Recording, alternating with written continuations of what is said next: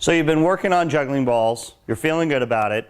You might have even dabbled with 4-ball juggling, and you say, hey, Curtis, let's learn how to juggle rings. So we're going to step to the next level, we're going to get a completely different apparatus, and we're going to learn how to use that. Well, I definitely have some tips and tricks to make this easier when you first start out.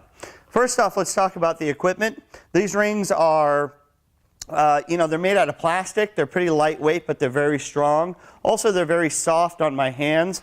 This whole part here has been machined. It's very easy as you catch them. When you first start practicing with rings, you're going to find that the inside of your hand is going to get kind of sore depending on the equipment that you use. So these are really, really nice, really easy, nice weight. All right. Now, let's talk about the toss. Different than juggling balls. Juggling balls, you're kind of forcing the ball through the air. These, you're not doing any of this movement. This movement is completely gone. All you're doing is this. This is the goal, just this. That's all you're looking for. It's all about the spin in the wrist. Spin in the wrist. So it's different in that sense. You can really keep your hands down nice and low and juggle rings. Notice where my hands are. You can keep them pretty much in the same place. So you don't need all this action like you have when you're juggling balls. Let's talk about the grasp that we have. When I'm juggling, I have a full grasp on the ring at all times, and then I flip my wrist like this. As I flip, I just release completely like that. It flips up in the air. As it comes down, again, I kind of grab the bottom of the ring and let the ring go right down in your hand. You're not trying to get the top of the ring like that. You want to hit the bottom, about this section between here and here, this section of the ring, back like that.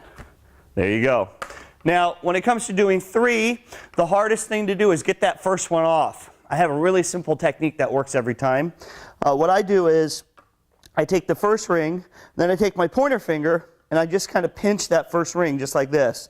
And now I take the next ring and I lay it right on these fingers like this.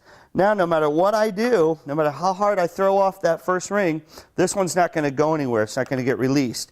That gives me my thumb over the top here. I have control. You can see the break there.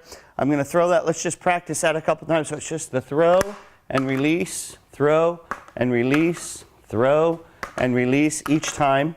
And it'll really, you got to make sure that you have the timing that this is giving you so that you can get rid of the next one. So don't be afraid to practice just this move, 15, 20 times. Is the pin going right where you want it to, and the release that you want is happening.